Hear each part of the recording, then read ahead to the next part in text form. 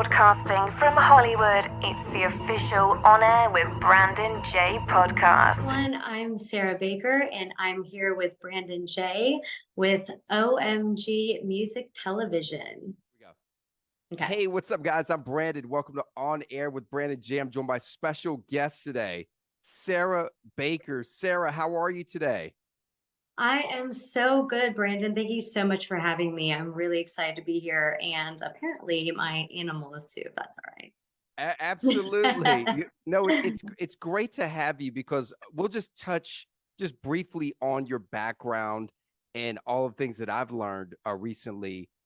You worked, as an exec with Apple and you work with PayPal and stuff like that. So, what is the difference with the culture of Silicon Valley versus like Hollywood or Los Angeles, for example? Oh my gosh, it is wildly different because for the most part, everyone works in tech. So you go out to a happy hour, they're like, what company do you work for? What do you do? What do you do? It's all about what do you do? And your clout is based on where you are, right? If you're over here at one company, Apple obviously is the top tier. And I think once I hit that point, I saw, but on overall, it was just basically such a non-diverse place to live, dating, working, knowing the same people. I loved it because we got a chance to really bop around to different companies to get experience with different. I worked within the product orgs, the marketing orgs. I worked, I was actually running 4 lines of businesses at one point with Apple, working with the guys, the VPs under Tim Cook with my 20-person creative team every day, and I worked with the other PMs to get scheduled. It was very, very hectic and very, very cutthroat. But I think Apple, for one, hired top tier talent. So everyone was on it. Like my team was phenomenal. I was very lucky. They just knocked stuff out and it was perfect. And I think that my experience was, it really largely depends on the part of the organization that you're at. Absolutely. And how your personality is, right? Do you fit in with the culture? Every company's got different cultures and every org does, right?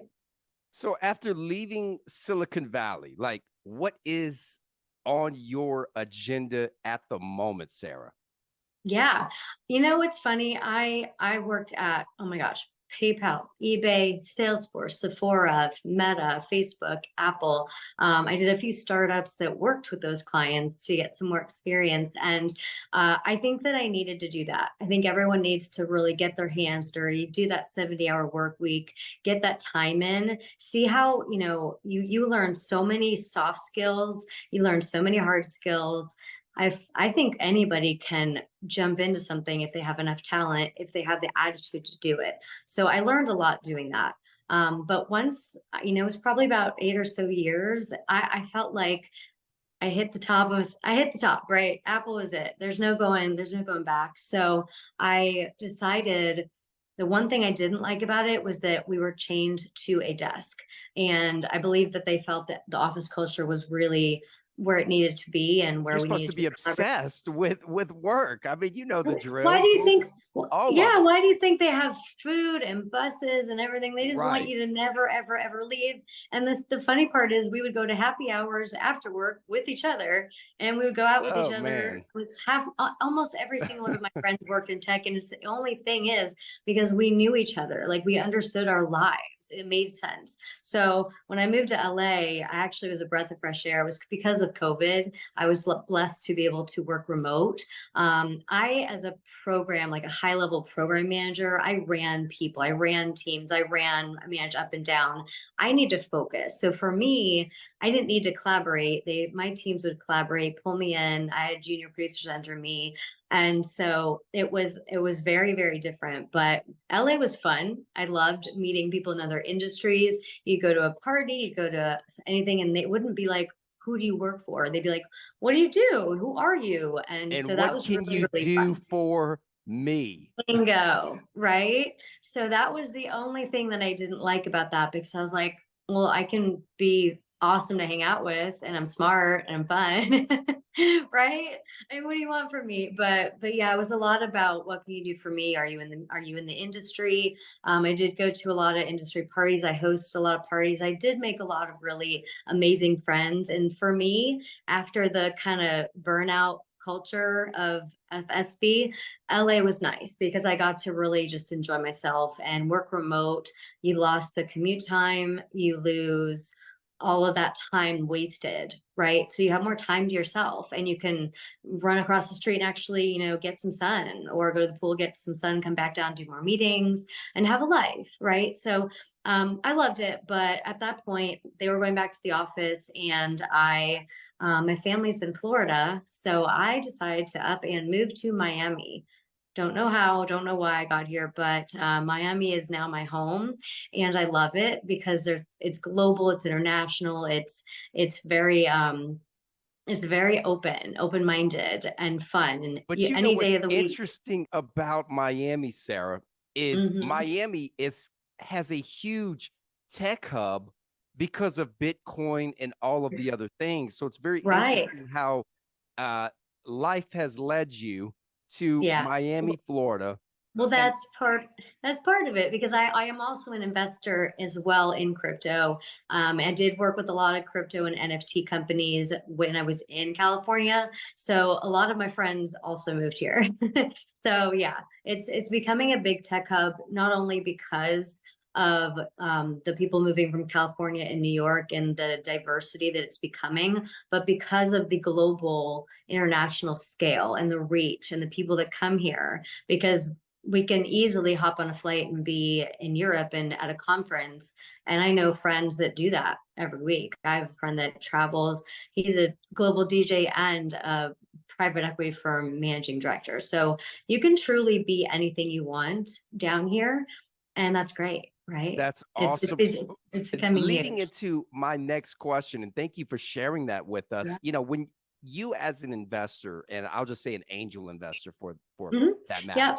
That's what do you true. That look is true. for in those companies that you are considering placing a considerable investment into?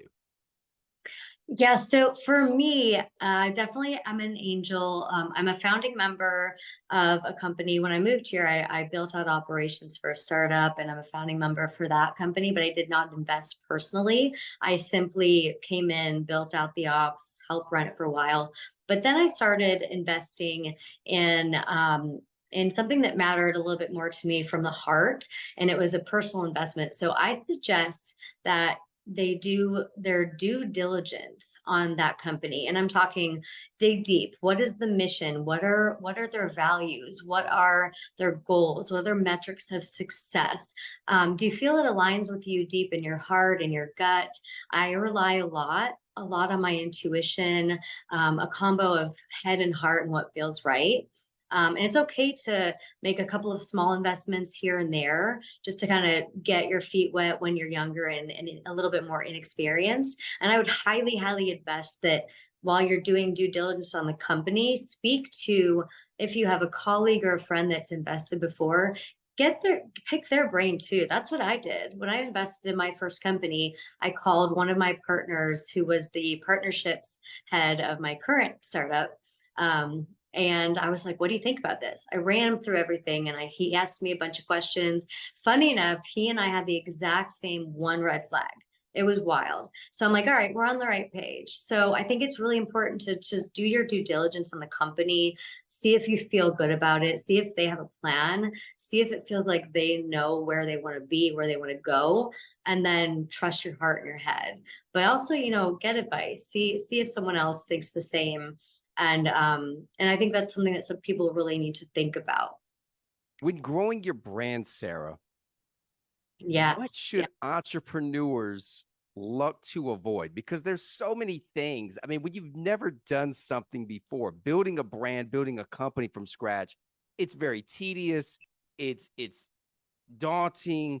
There's trials and tribulations along with that. But someone that's kind of done that, because what's interesting is I just interviewed Heather Monahan, and some of the same Yeah. points that she touched on, you've spoken about too. So I know there's some truth to Mhm. everything you ladies are speaking about. But what should an entrepreneur avoid? I love Heather, first of all. She's phenomenal. She's kind of like, I could see myself being her, in a little bit. I would love to be on stage and speaking and everything. But So, Sarah, thank you for sharing that. And as an entrepreneur out there, there's so many things to avoid, so many daunting elements of starting a company and getting people to believe in your vision and finding a solution to the problem in the current marketplace.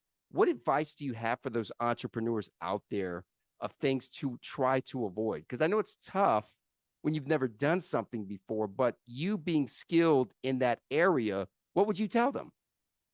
it's funny. I'm still kind of on the earlier part of my journey as well. And so I look up to people, like Heather, who you've just interviewed. I look up to people that have been where I've been and that are going where I want to go. I think the biggest advice, and there's another girl, Jen Gottlieb, who I think is phenomenal. She is one of the most, you know her, right? She Yes. has this presence about her. So I used to be a performer. I'm a professional singer, dancer, violinist, theme park entertainer. So for me, confidence is not hard.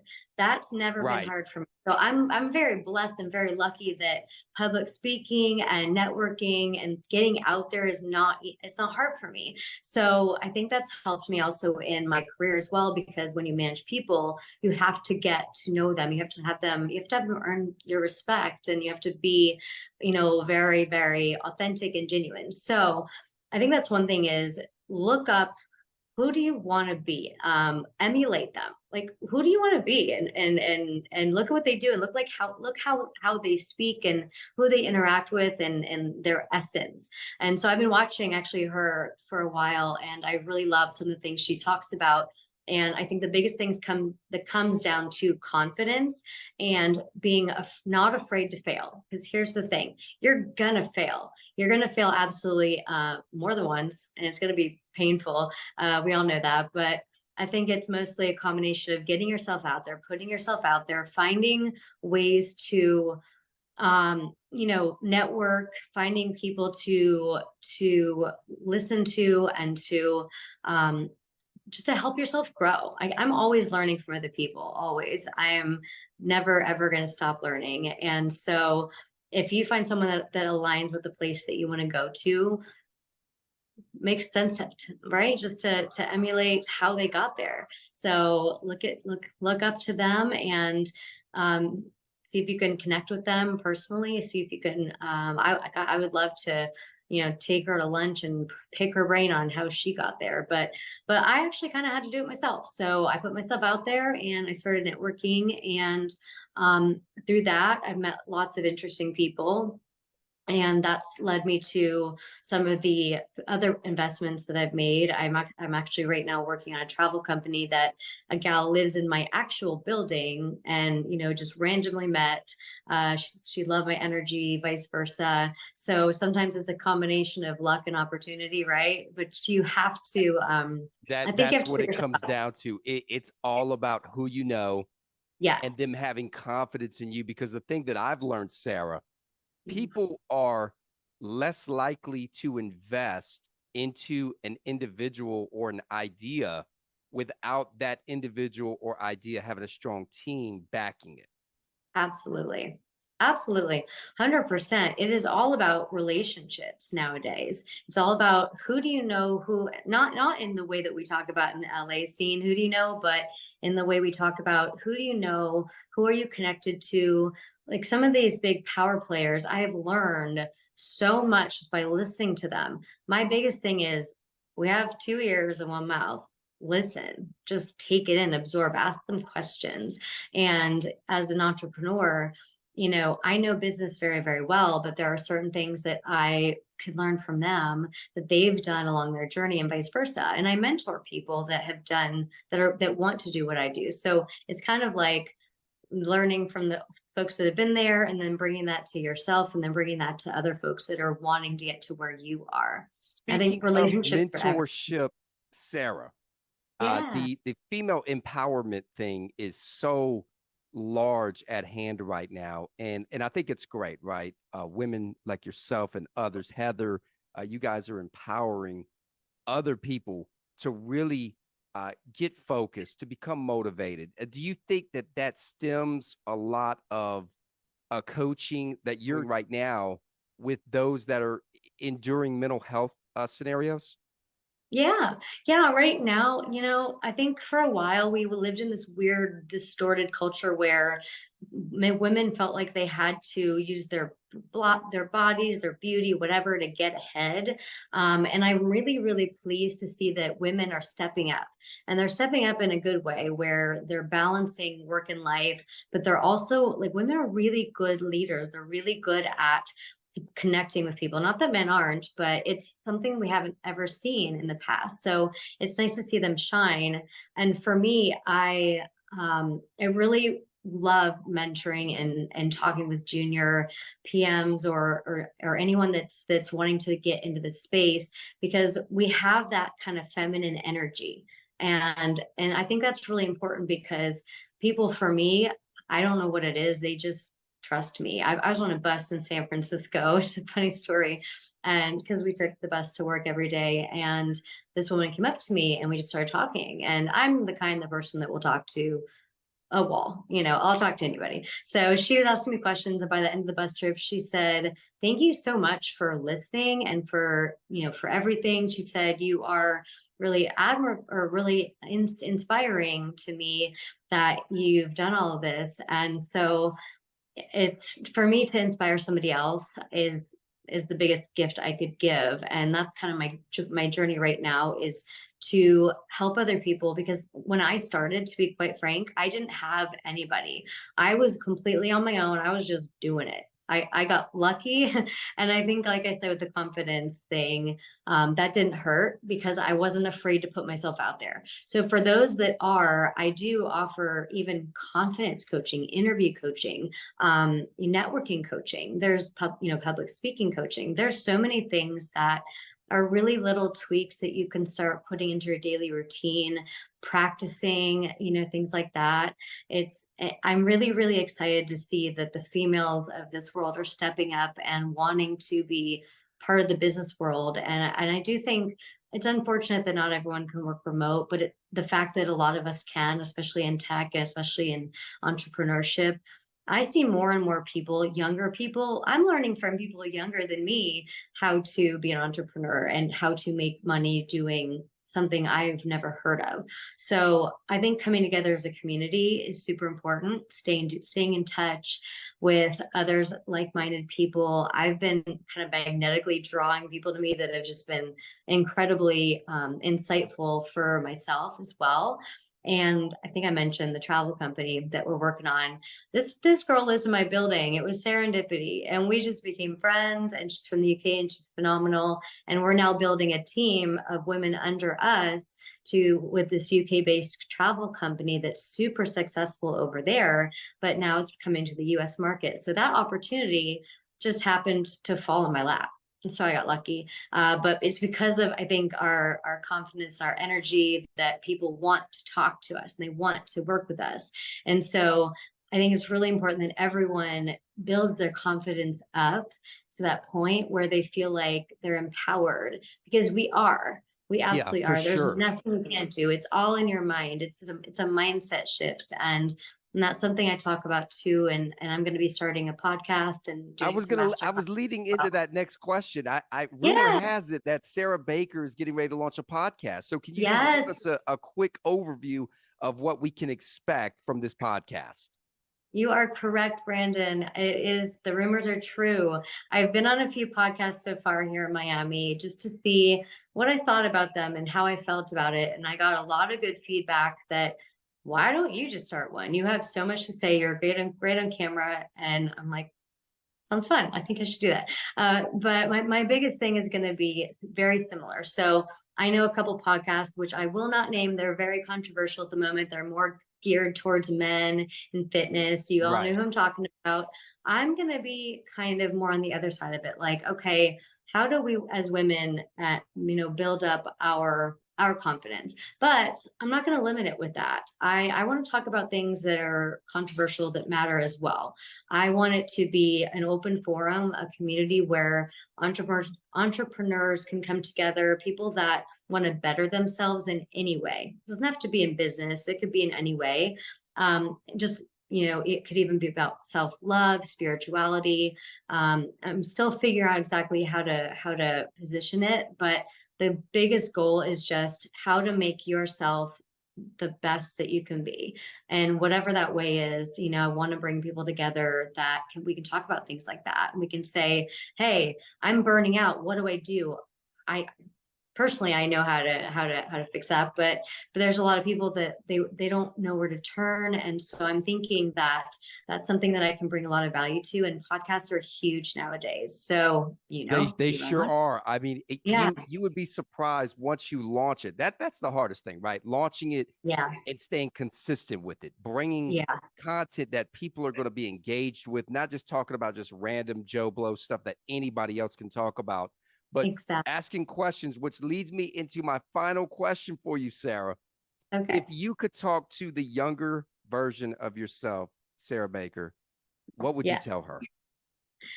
Is a great question. So basically, I think I already kind of touched on this once. You're gonna fail. You're gonna Right. fail. It happens, right? Like things happen. Just get back up and keep going. Learn from it. Pivot. Every time that you fail and fall down, you get stronger. And don't let that take you down. Don't let that like lower your confidence. I would say there's going to be times that you're scared. Go for it anyways. Just Yes. go for it and have that confidence. Not fake it till you make it type thing, but really just say, look, I'm just going to go for it, because what's the worst that could happen? Something great could come out of it. And again, you could fail, but something great could come out of it. And the thing is, the person on the other side, they've been there too.